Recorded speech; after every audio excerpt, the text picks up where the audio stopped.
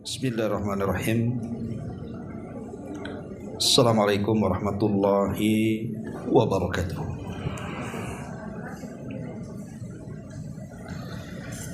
Alhamdulillah wassalatu wassalamu ala Rasulillah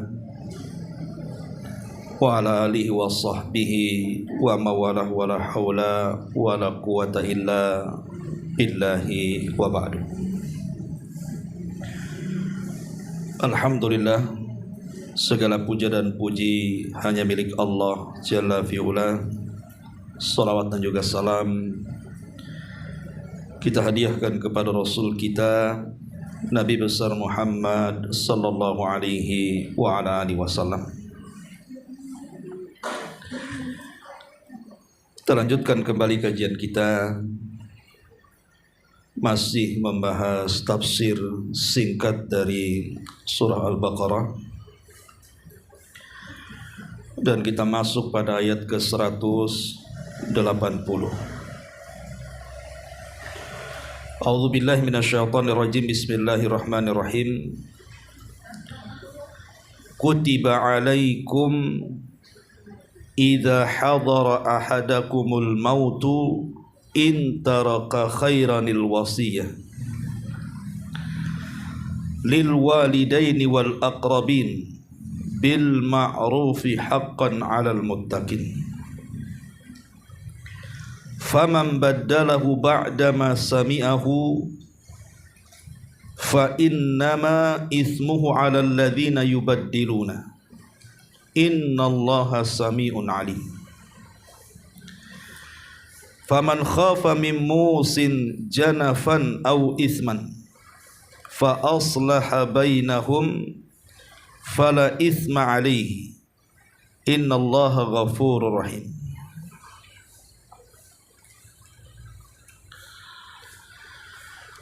Diwajibkan atas kamu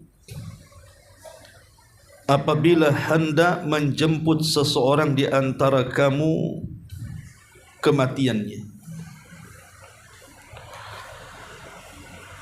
agar dia meninggalkan sebaik-baik wasiat.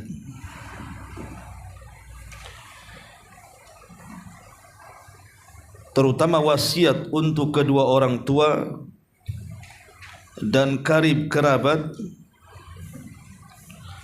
dengan cara yang baik, sebagai bentuk kewajiban bagi orang-orang yang bertakwa. Dan barang siapa yang mengubah wasiat itu setelah mendengarnya, maka sungguh dosanya hanya bagi orang-orang yang mengubahnya saja. Sungguh Allah Maha mendengar dan juga Maha mengetahui. Tetapi barang siapa yang khawatir bahwa pemberian wasiat itu berlaku berat sebelah atau berbuat salah, lalu dia mendamaikan antar mereka, maka dia tidak berdosa. Sungguh Allah Maha Pengampun lagi Maha Penyayang. Ma'asyiral muslimat yang dimuliakan Allah Subhanahu wa taala, ayat ini anjuran bagi kita agar siapapun di antara kita, terutama orang-orang yang sudah mendekati ajalnya, maka disunnahkan untuk berwasiat.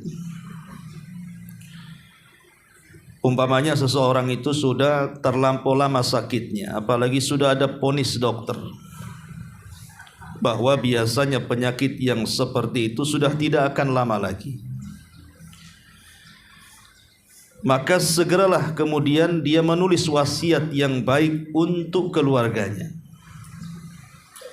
Bahkan Ibnu Umar radhiyallahu anhuma mengatakan, ketika Nabi SAW bersabda, ma haqqum ri'im muslimin lahu syai'un yuridu an yusiya fihi yabitu lailataini illa wa wasiyatuhu maktubatun indahu. Ketika Ibnu Umar mendengar hadis ini, tidak halal alias haram bagi seorang mukmin bermalam semalam atau 2 malam, padahal ia mempunyai sesuatu yang harus diwasiatkan, kecuali wasiat itu sudah tertulis di sisinya. Maka Ibnu Umar mengatakan, demi Allah, setelah aku mendengar hadis ini, maka setiap malam sebelum tidur aku tulis wasiatku dan kuletakkan di bawah bantalku. Karena kita tidak tahu setelah tidur itu apakah kemudian akan bangun kembali atau tidak. Karena jenis wasiat itu kan ada 2 macam. Ada yang disebut dengan wasiat wajib. Itu kalau berkenaan dengan hutang pihutang. Sebab kalau tidak diwasiatkan, maka hutang itu tidak akan terbayar. Maka hukumnya wajib. Dan harus disampaikan kepada wali-walinya bahwa saya punya hutang kepada si Anu, kepada si Anu. Ataupun mungkin memiliki hutang langsung kepada Allah. Dia belum membayar kafarah dam dan yang semacamnya. Maka kalau yang seperti ini hukumnya wajib. Tapi ada juga wasiat yang sunnah. Itulah wasiat-wasiat yang diwasiatkan oleh seseorang sebelum wafatnya akan kebaikan keluarganya. Pamannya dia meminta kepada anak-anaknya jangan meninggalkan sholat. Kalau memang masih ada salah satu orang tuanya, jaga orang tuamu, jaga saudaramu, dan begitu seterusnya. Ma'asyiral muslimat yang dimuliakan Allah Azza wa Jalla, karena wasiat ini adalah perkara yang selalu Nabi SAW wasiatkan kepada para sahabatnya. Seperti contoh Abu Hurairah radhiyallahu anhu mengatakan, Awsani khalili bi thalathin la ada'uhunna hatta amuta. Kata Abu Hurairah, kekasihku, maksudnya Rasulullah sallallahu alaihi wasallam, telah berwasiat kepadaku dengan 3 perkara yang tidak akan pernah aku meninggalkan wasiat itu hingga aku meninggal. Kemudian kata Abu Hurairah, yang pertama, saumi thalathati ayyami min kulli syahrin, puasa selama 3 hari dalam tiap bulannya, ayyamul bid. Wa salatid duha, dan yang kedua salat duha. Dan yang ketiga, wa naumi ala witrin, dan tidur dengan keadaan salat witir terlebih dahulu. Begitu juga apa yang dikatakan Abi Dzar Al-Ghifari radhiyallahu anhu, dia mengatakan, inna khalili awsani. Kata Abi Dzar, sesungguhnya kekasihku, maksudnya Nabi SAW, telah berwasiat kepadaku, an asma'a wa ati'a in kana abdan mujadda' al-atrafi,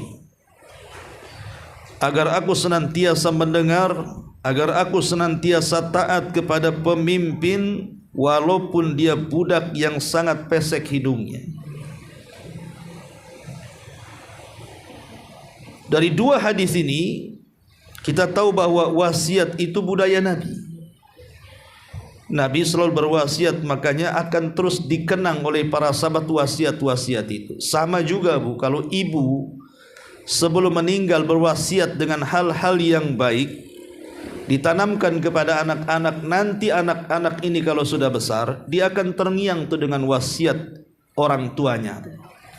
Dulu orang tua saya sebelum meninggal disuruhnya saya begini-begini, tapi dasar saya anak durhaka begini, tapi kan masih teringat tuh. Ya. Makanya penting memang seseorang itu berwasiat sebelum kematiannya. Adapun pelaksanaan wasiat itu sendiri, jadi pelaksanaan wasiat itu ada perkara-perkara dalam Islam itu Bu yang harus disegerakan. ada perkara-perkara dalam Islam itu harusnya seseorang itu menyegerakan. Yang pertama, menguburkan jenazah. Itu harus disegerakan tuh. Karena Nabi SAW yang memerintahkannya, asri'u bil janazah, segerakan jenazah itu. Maksudnya segerakan fardu kifayahnya.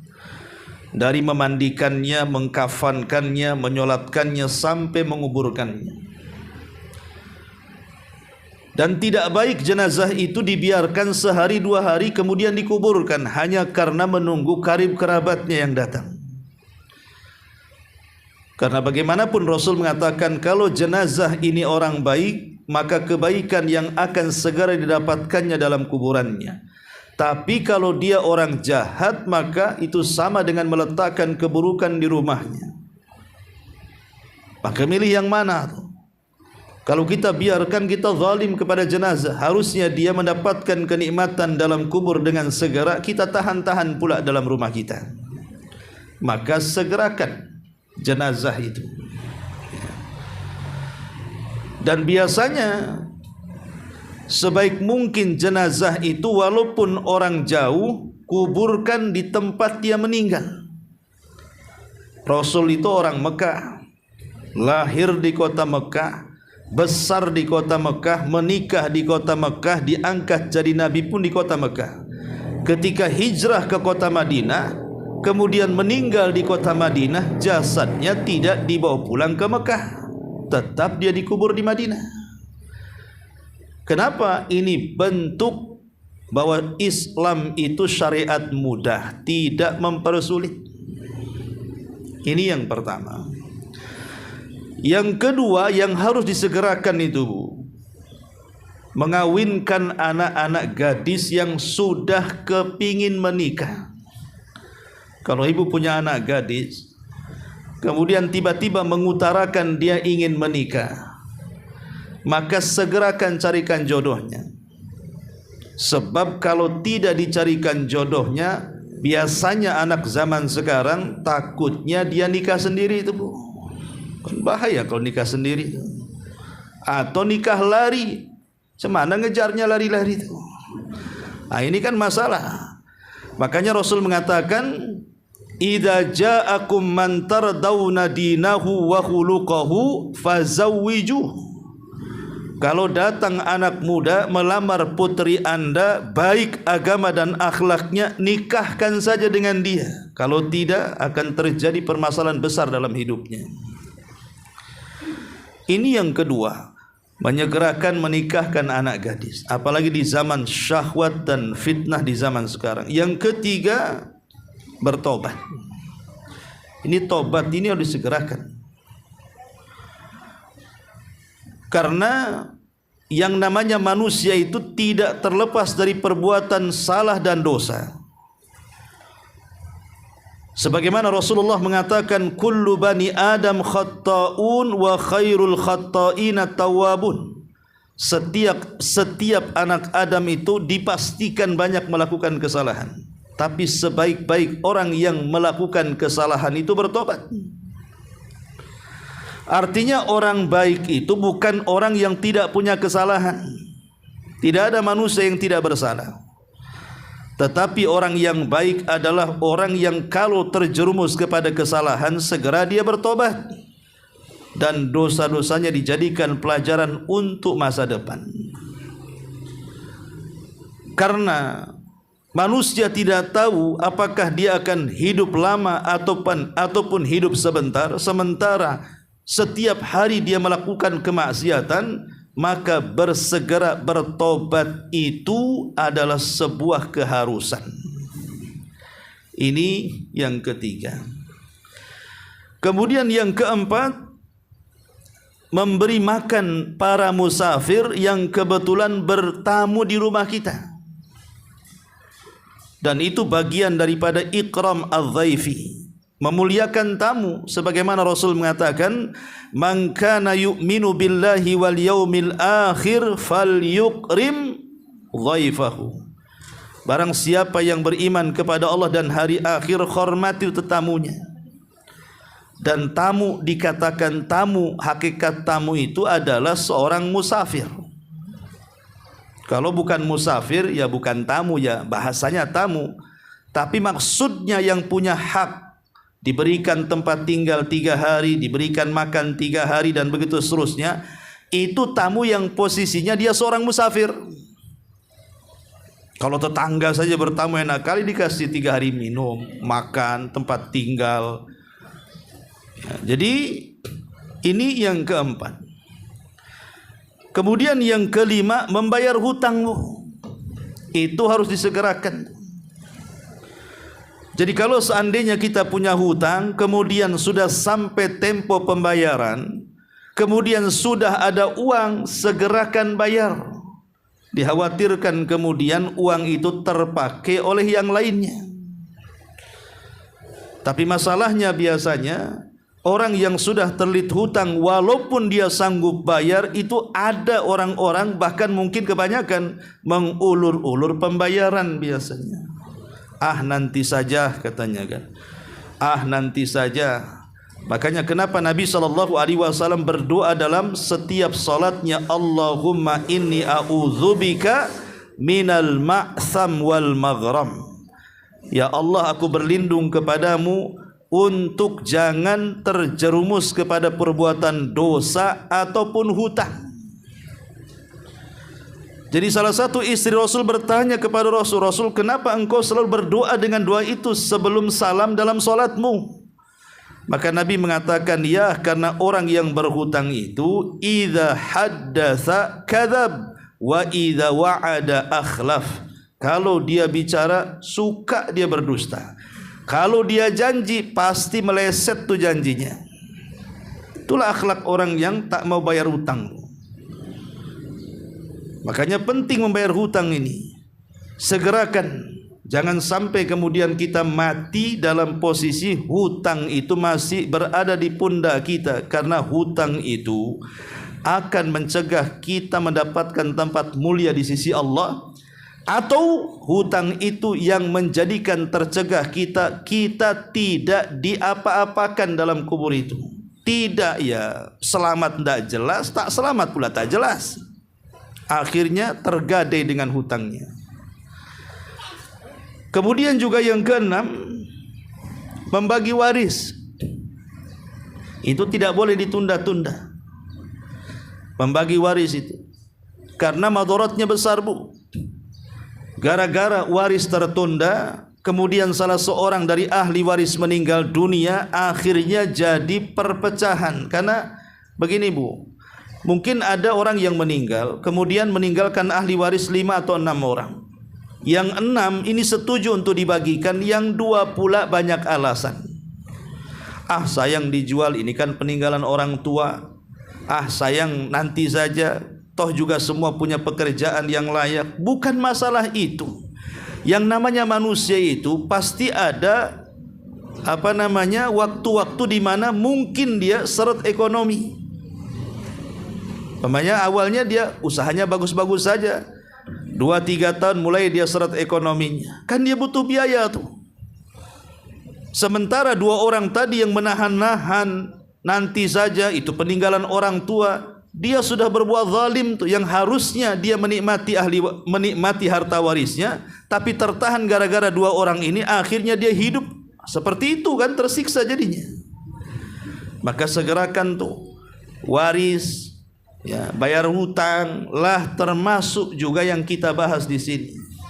Yang ketujuh, segerakan pelaksanaan wasiat itu. Apalagi wasiatnya itu wasiat wajib tadi. Wasiat wajib itu ya tadi yang berkenaan dengan hukukul adami, hak-hak Bani Adam. Pamannya orang tua kita ini meninggal dan meninggalkan hutang, dan sudah disampaikan kepada kita, bahkan ditulis pun, bahkan disebutkan orang-orang yang pernah dihutanginya. Kalau memang tersisa harta waris, maka segerakanlah tuh waris itu digunakan untuk membayar hutangnya. Karena Allah Subhanahu wa taala mengatakan mim ba'di wasiyatin yusa biha au dainin. Setelah dipenuhi wasiat yang dibuatnya atau setelah dibayarkan hutangnya. Jadi tunaikan wasiat-wasiatnya. Kalau itu wasiat wajib kan. Tidak boleh membagi harta waris kalau dalam harta waris itu masih tersangkut hutang. Maksudnya hutang pemilik warisnya orang tuanya. Kalau memang ada satu-satunya peninggalannya, anggaplah rumah atau kebun, dan dengan itu kita bisa bayar hutang, bayarkan semuanya, walaupun ludes tidak tersisa warisannya. Kadang-kadang kita ini warisan maunya harta, hutang pula tak mau. Hartanya diambil, hutangnya pula tidak dilunasi. Kan zalim anak kayak gini. Durhaka dengan orang tua setelah kematiannya.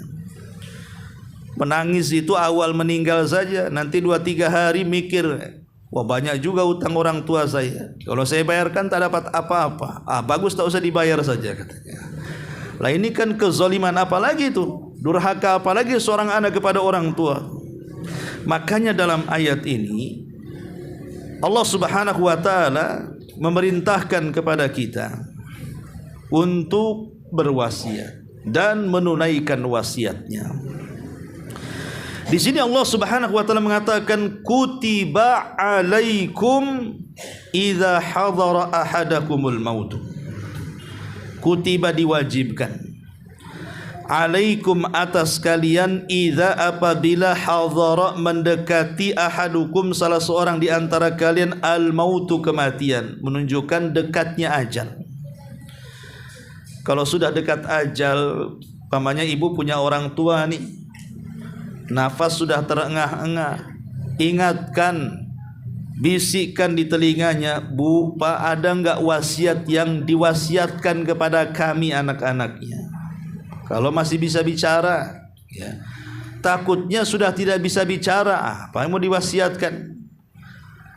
Jadi kalau memang masih bisa bicara, masih bisa diajak dialog, cobalah ngomong begitu, ya. Cuman kadang-kadang kalau ada orang awam, pemain sedang bicara, kadang-kadang disangkanya doain mati pula tuh. Pak, kira-kira ada wasiat nggak? Saya masih lama katanya. Karena ada orang kayak gitu. Padahal ini kan soal mau jadi mati, ndak jadi mati itu ndak urusan. Wasiat ini sunnah hukumnya. Seperti Abdurrahman ibn Auf, ketika dia sedang sakit parah, datang Nabi di samping dia. Kemudian Abdurrahman ibn Auf mengatakan, ya Rasulullah, hartaku melimpah, anakku cuma satu perempuan. Dan aku berwasiat kepada hartaku, sumbangkan semuanya wahai Rasul untukmu di jalan Allah. Kata Rasul, jangan. Ya. Kemudian Abdurrahman bin Auf mengatakan, bagaimana kalau separuh? Kata Rasul, jangan. Kemudian kata Abdurrahman, bagaimana kalau sepertiganya? Enggak apa-apa sepertiga. Sepertiga itu udah banyak tuh. Setelah berwasiat tak jadi mati Abdurrahman ibn Auf. Dia hidup lagi. Bahkan banyak istrinya, kemudian banyak anaknya. Kan tidak mesti harus mati memberikan wasiat itu. Dia hidup lagi akhirnya kan. Tapi di sini fikihnya adalah wasiat itu hanya boleh diberikan sepertiga dari harta dan tidak boleh mendolimi ahli warisnya. Karena wasiat itu tidak berhak kepada ahli waris. Wasiat itu hanya untuk di luar ahli waris. Kalau ada orang tua punya anak 5, yang 4 laki-laki, yang 1 perempuan. Yang laki-laki ini tidak peduli dengan orang tuanya, karena mungkin entah berantah di mana, ngopeni pun tidak. Akhirnya anak perempuanlah yang baik sama orang tuanya. Kesallah orang tua ini. Akhirnya dia ngomong, nak, nanti kalau aku mati nih rumah untukmu saja. Saudara-saudaramu laki-laki itu enggak saya kasih. Jahat mereka. Dan begitu seterusnya. Sah wasiatnya? Tidak sah. Kenapa? Karena berbuat baik anak kepada orang tua itu sebuah kewajiban. Tidak boleh ada iwad, tidak boleh ada barter, kecuali pahala saja. Sejahat-jahatnya anak kepada orang tua, kalau memang itu anak kandungnya, tetap dia warisan, mendapatkan warisan, dan hitungan warisan sudah ditetapkan dalam Quran. Tidak boleh berkurang, tidak boleh bertambah. Adapun jasa anak perempuan kepada orang tua, itu nanti dapat pahala besar di akhirat itu. Jangan didengarkan orang tua ngomong gitu, ya-yakan saja. Kalau sudah meninggal tetap dibagikan kepada saudaranya, dan dia akan mendapatkan pahala surga karena berbuat baiknya kepada orang tua. Ngapain dia berbuat baik ngincar harta pula? Ya, itu enggak ikhlas namanya. Akhirnya diungkit-ungkit tuh. Ya, kan banyak orang-orang yang diungkit-ungkit. Aku yang merawat orang tua katanya. Kau kemana saja? Udah mati kau datang minta warisan. Itu hak dia. Tapi kita tidak boleh kemudian mengungkit-ungkit kebaikan kepada orang tua, nanti hilang pahalanya.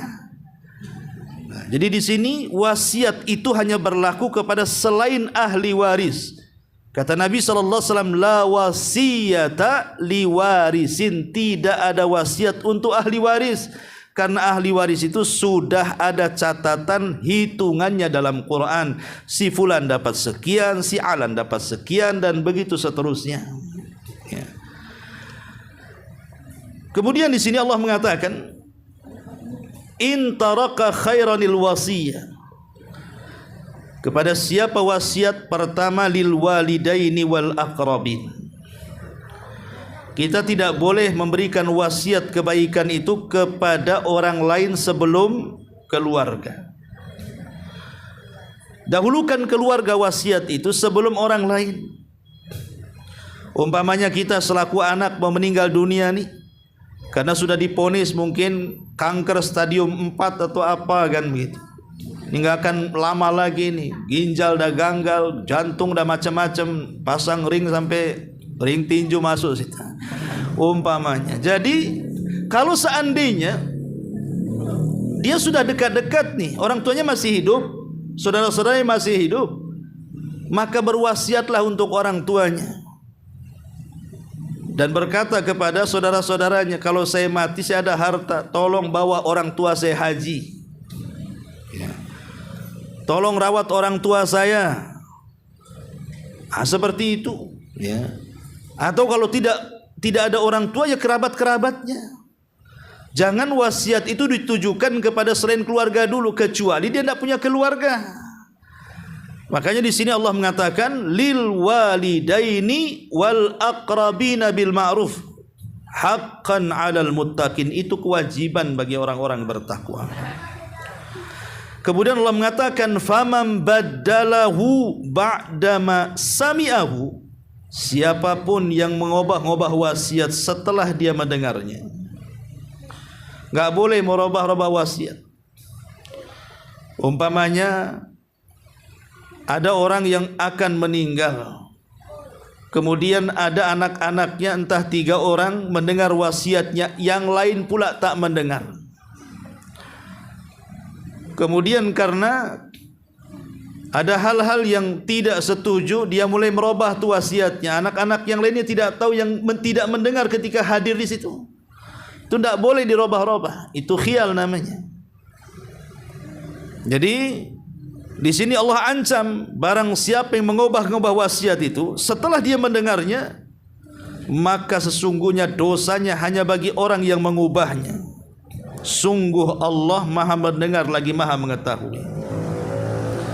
Kecuali kalau seandainya wasiat itu tidak sesuai dengan syariat, itu lain ceritanya.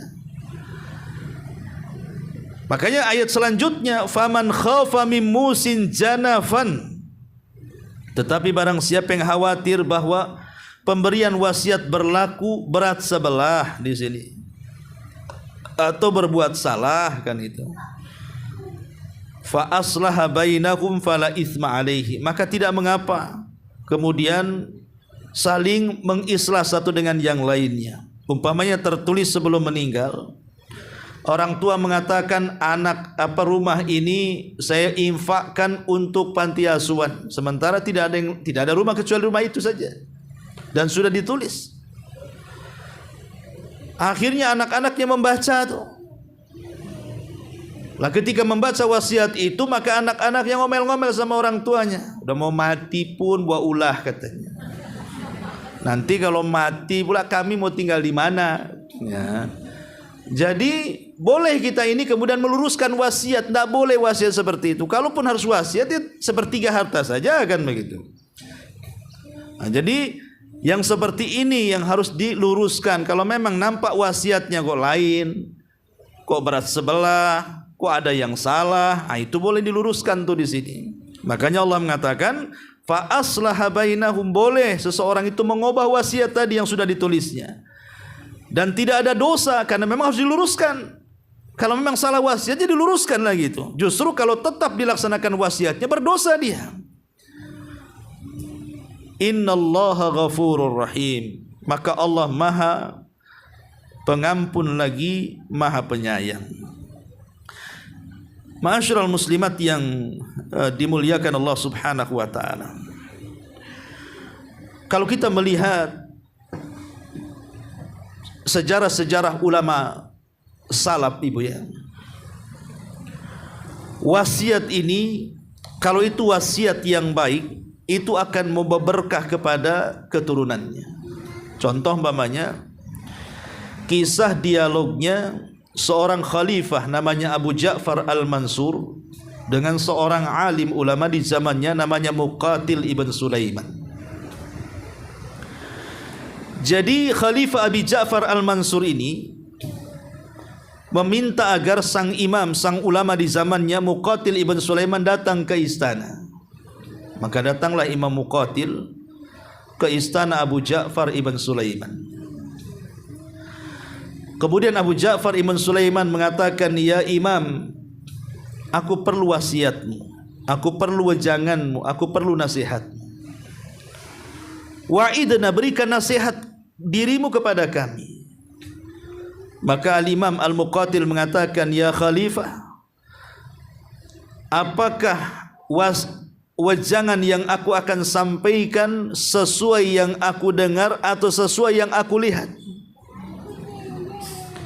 Kata Abu Ja'far, "Berilah nasihat sesuai yang kau lihat dalam kehidupanmu." Mulailah Imam Muqatil menceritakan tentang kisah dua khalifah. Kata Imam Muqatil, "Wahai Abu Ja'far, aku hidup di dua khalifah. Pertama Umar bin Abdul Aziz, yang kedua Hisham ibnu Abdul Malik." Umar bin Abdul Aziz Allah karuniakan memiliki 12 anak. Dan saat kematiannya tidak meninggalkan harta kecuali 18 dinar. Itu pun dipotong, yang 5 dinar untuk kafannya, yang 4 dinar untuk membeli liang lahatnya. Sisanya 9 dinar. Itulah yang dibagi-bagikan kepada ahli warisnya. Padahal dia khalifah kaum muslimin dari Bani Umayyah. Lain Umar bin Abdul Aziz, lain pula Hisham ibn Abdul Malik. Dia punya istri 4 dan anak-anak banyak. Ketika Hisham ibn Abdul Malik meninggal dunia, satu istrinya saja mendapatkan 80.000 dinar. Kali 4 istrinya, itu baru uangnya, belum lagi perhiasannya, belum lagi istananya, belum lagi anak-anaknya. Kaya Hisham ibn Abdul Malik ini. 80.000 dinar, bu. 1 dinar itu 4 gram lebih. Apa enggak miliarder itu? Bisa janda kaya lah. Tetapi katanya Muqatil ibn Sulaiman, tapi kondisinya berbalik katanya. Walaupun Umar bin Abdul Aziz dia tidak mewarisi dengan harta yang banyak untuk anak-anaknya, hanya 9 dinar saja untuk 12 anaknya. Tetapi setelah mereka dewasa, aku lihat tidak ada yang miskin, semua kaya. Bahkan satu orang dari putra Umar bin Abdul Aziz, kalau terjadi peperangan, dia akan menyumbang 100 ekor unta dan perbekalan di atasnya. Tapi aku lihat anak-anaknya Hisham ibn Abdul Malik, Setelah mereka dewasa, mereka menjadi pengemis dan peminta-minta di pasar-pasar. Kok bisa terbalik seperti itu? Apa rahasianya? Kenapa kemudian dibalik oleh Allah Azza wa Jalla? Harusnya anak-anak Hisham ini menjadi kaya raya karena warisannya banyak. Dan harusnya anak-anaknya Umar bin Abdul Aziz menjadi kere karena tidak mendapatkan warisan kecuali sedikit.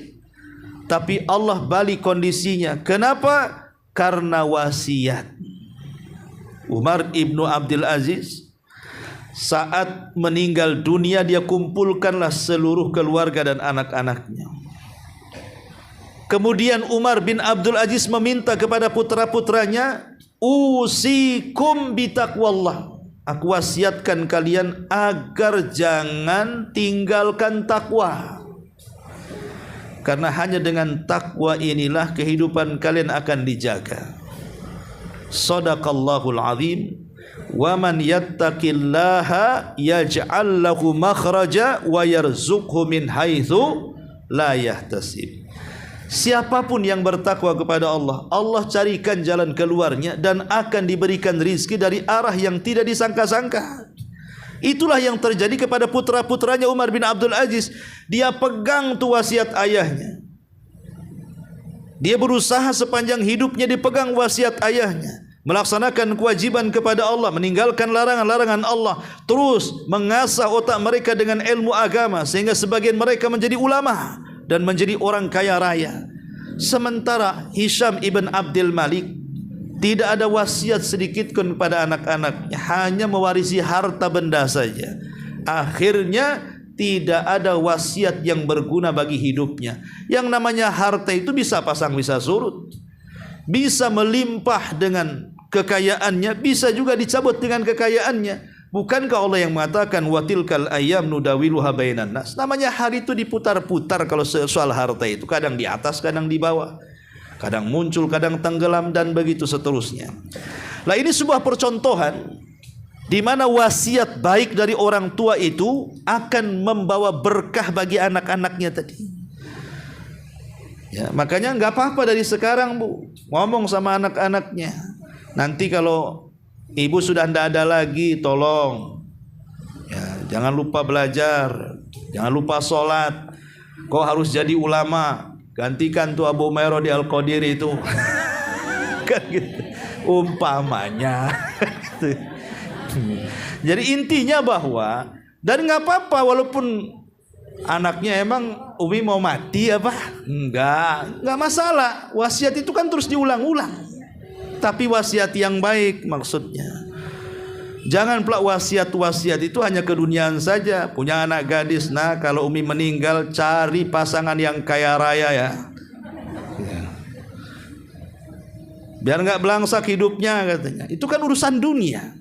Urusan dunia itu kalau sudah mengejar akhirat, bu, dunia itu nyusul di belakang biasanya. Tapi kalau sudah yang dikejar dunia, akhirat tidak akan nyusul di belakangnya. Jadi ini percontohan bagaimana wasiat Umar bin Abdul Aziz kepada putra-putranya menjadi berkah tuh bagi kehidupannya. Jadi wasiat ini penting sebelum kematian. Dan itu memang budaya Nabi. Banyak para sahabat yang mendapatkan wasiat. Sampai wasiat itu terngiang-ngiang di telinga mereka. Contohlah Salman Al-Farisi sebelum meninggal. Dia meninggal, sebelum meninggal Salman ini menangis terseduk-seduk. Pokoknya menangis kayak anak kecil menangis. Jadi Sa'ad bin Abi Waqqas radhiyallahu an di samping dia dan mengatakan, "Ya Salman, kenapa kau menangis? Bukankah engkau sudah menemani Rasul sekian lamanya?" Kemudian Salman mengatakan, "Tidak, aku menangis karena aku terngiang dengan wasiat nabinya.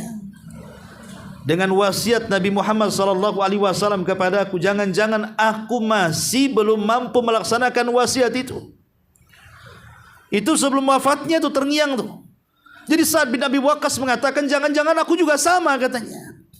Apa kira-kira wasiat yang diwasiatkan Rasul kepada engkau, wahai Salman? Maka Salman mengatakan, "Ya, Rasul pernah mengatakan kepadaku, ya Salman, kalau engkau berjalan di permukaan bumi ini, maka ambillah bekal kazadir raqid, seperlunya saja. Seperlunya saja kau bawa bekal itu. jangan disibukkan dengan dunia. Jadi sampai wasiat Rasul itu sampai terngiang-ngiang gitu. Bahkan lihat hadis yang sangat panjang dalam hadis Irbad bin Sariyah yang dicantumkan dalam kitab Arba'in Nawawi itu. Bagaimana para sahabat sampai bergetar hatinya, menangis karena melihat ucapan Rasul seolah-olah itu kalimat muwaddi', kalimat yang menunjukkan perpisahan Rasul dengan para sahabat. Sehingga mereka mengatakan, "Ausina ya Rasulullah." Berikan wasiat kepada kami wahai Rasul. Saya lihat jangan-jangan di pertemuan terakhir, karena Rasul ketika khutbatul hajjatil wada itu ada kata-kata yang membuat sedih para sahabat dan mengatakan, jangan-jangan ini terakhir kaliku berdiri di tempat ini. Ini kan bahasa menggetarkan para sahabat. Jangan-jangan haji yang kita lakukan ini haji terakhir bagiku. Ini kan kalimat-kalimat menggetarkan namanya. Ini apa, Rasul akan meninggalkan kita nih? Ya. Makanya mereka langsung mengatakan, fa'ausina ya Rasulullah, kalau begitu berikanlah wasiat kepada kami. Maka Rasul mengatakan, usikum bitaqwallah was-sam'i wat-ta'ah wa in ta'ammara 'alaikum 'abdun habasyi ila akhiril hadis. Baru Rasul berikan wasiat soal takwa, soal taat kepada kepemimpinan dan begitu seterusnya. Karena tidak ada wasiat yang lebih mulia dibandingkan wasiat takwa. Tidak ada yang lebih mulia dibandingkan wasiat takwa. Ya, kalau mewasiatkan, maksudnya wasiat-wasiat ketakwaan itu maksudnya kebaikan-kebaikan. Ya, wasiat-wasiat kebaikan. Apalagi taulah anaknya nakal ini, tolonglah jangan sampai umimu udah meninggal kok masih begitu saja, kok masih mabok saja, kok masih judi saja, kok wasiat-wasiat kebaikan. Jangan-jangan nanti setelah meninggal ibunya betul-betul dia tobat. Ya, belum tentu anak yang baik setelah meninggal orang tuanya baik terus, tapi banyak juga orang yang jahat anaknya setelah meninggal orang tuanya dengar wasiat tobat pula dia. Tobat mutlak lagi dia. Ya. Tobat kapok bahasanya. Jadi ini diantara pentingnya kita mengenal hukum wasiat. Taib sampai di sini mudah-mudahan ada manfaatnya. Sebelum saya tutup, kalau ada yang bertanya silakan.